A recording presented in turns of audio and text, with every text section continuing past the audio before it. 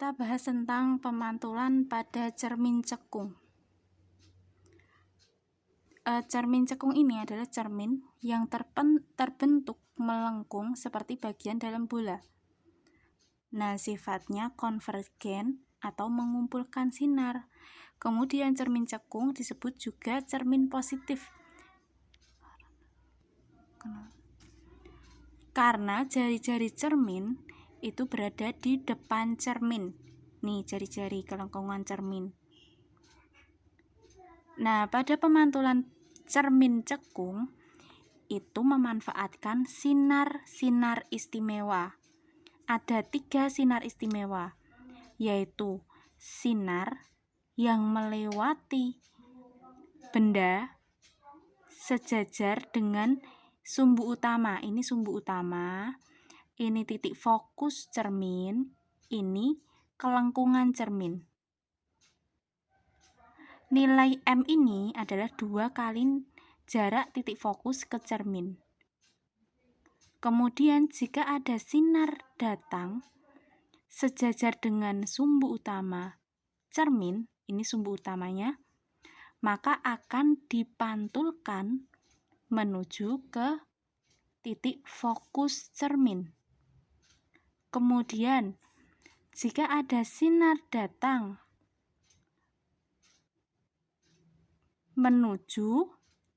dari benda menuju ke titik fokus, maka akan dipantulkan sejajar dengan sumbu utama cermin. Kemudian, kalau ada sinar datang melalui kelengkungan cermin, maka akan dipantulkan kembali melalui titik pusat juga.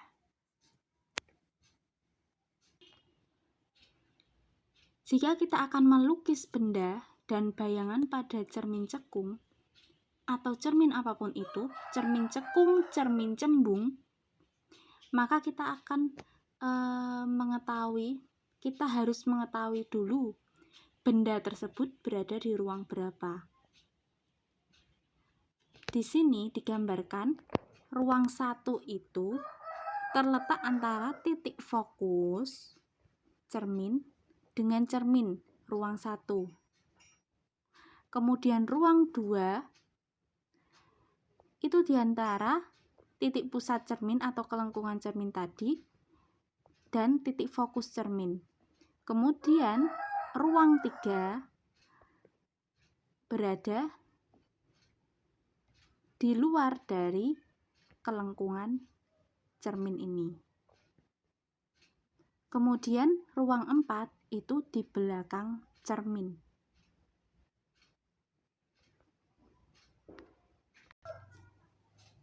Sekarang, jika bendanya itu berada di ruang 1, ini benda ruang 1, maka bayangan yang terbentuk bagaimana?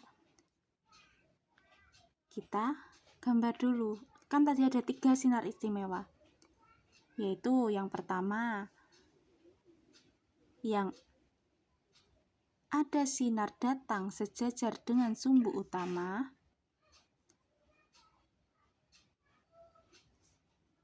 maka akan dipantulkan melalui titik fokus.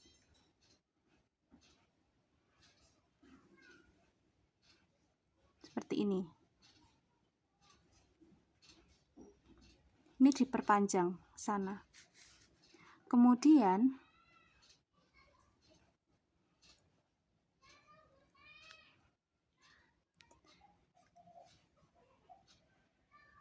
Kemudian ada sinar yang datang melalui benda melalui titik kelengkungan cermin, maka akan dipantulkan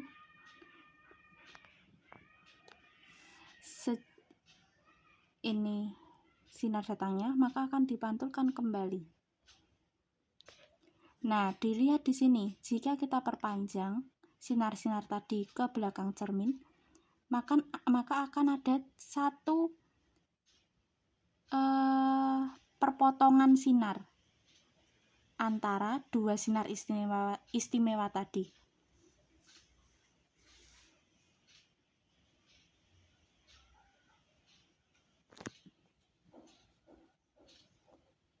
maka bayangannya terbentuk dari perpotongan dua sinar istimewa tadi.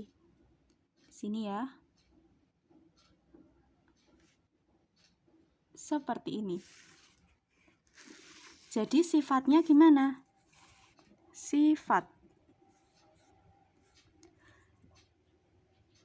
maya karena bayangannya di belakang cermin, maya tegak, ini tegak sama tegak,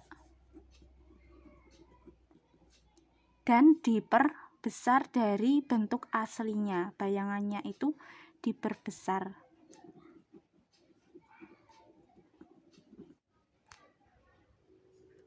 Kita lanjut. Jika bendanya itu di ruang 2 antara R dan titik fokus, maka kita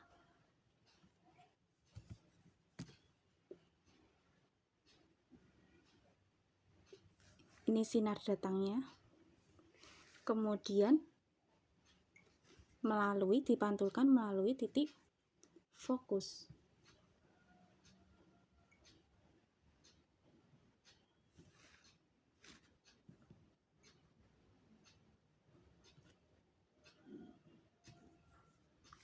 Kemudian ada sinar datang yang melalui titik fokus juga.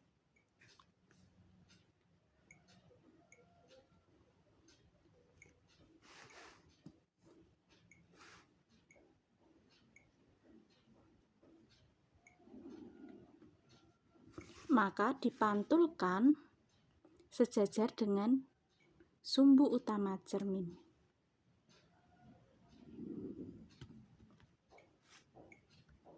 Seperti ini. Nah, jadi kalau yang pertama tadi kita memakai sinar istimewa yang melewati R. Yang kedua ini bisa saja, yang di ruang 2 ini boleh saja kita menggambarkan sinar istimewa yang melalui R. Namun, seperti ini. Boleh seperti ini. Jadi, minimal kalau melukis pembentukan bayangan pada cermin itu ada 2 sinar istimewa yang dipakai.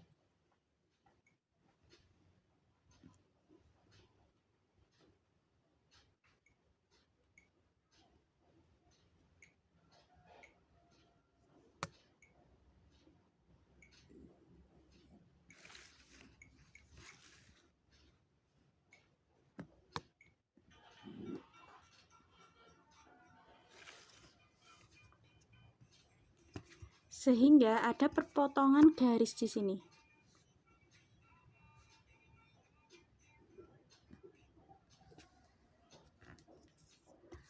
Maka bayangannya sifatnya bagaimana? Ini di sini bayangan, di sini benda.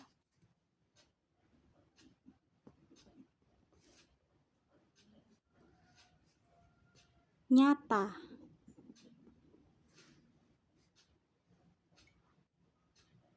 Bayangannya nyata. Kemudian terbalik karena terbalik dengan bendanya.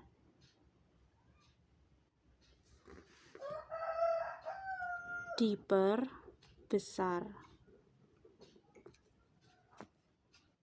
Selanjutnya, jika bendanya berada di ruang 3, maka kita gambarkan sinar datang sejajar dengan sumbu utama cermin melewati benda akan dipantulkan menuju titik fokus cermin.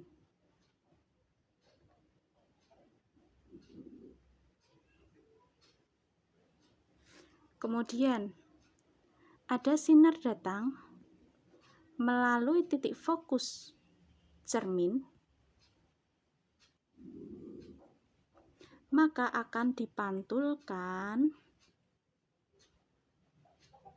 sejajar dengan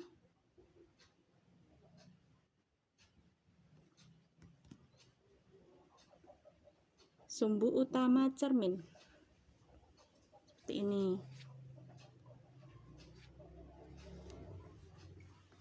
Maka bayangannya terbentuk. Sifatnya bagaimana?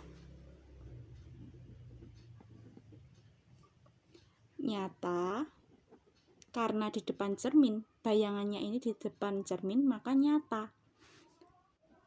Terbalik, kalau bayangannya nyata, pasti pasangannya itu terbalik, diperkecil.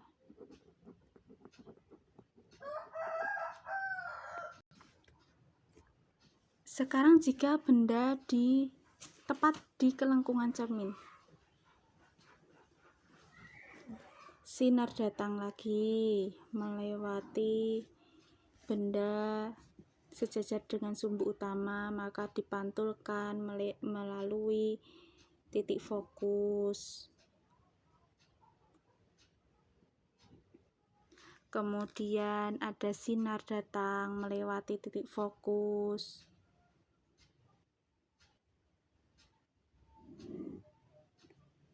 Maka dipantulkan sejajar dengan sumbu utama cermin. Maka terbentuklah ini bayangan.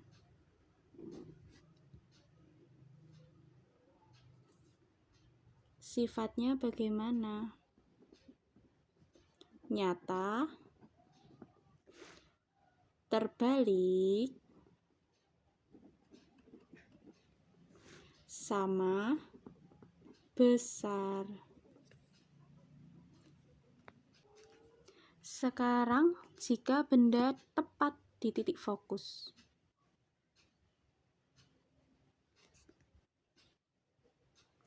maka ada sinar datang sejajar dengan sumbu utama, dipantulkan melalui titik fokus.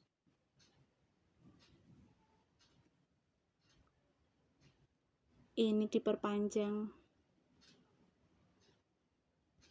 Jadi semua ini bisa diperpanjang ke belakang, yang sini juga.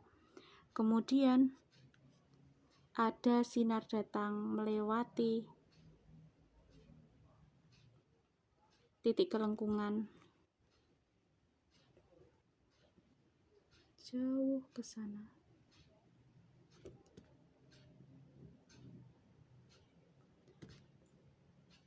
Ini diperpanjang.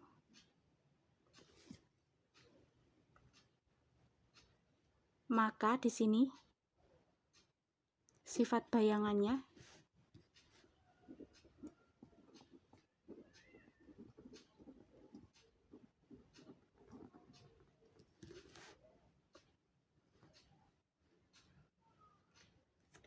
bagaimana sifat bayangannya? Terletak jauh, tak terhingga, atau tidak terbentuk bayangan. Seperti ini ya. Karena di sini perpotongannya jika diperpanjang maka tidak terhingga, terletak jauh tak terhingga atau tidak terbentuk bayangan.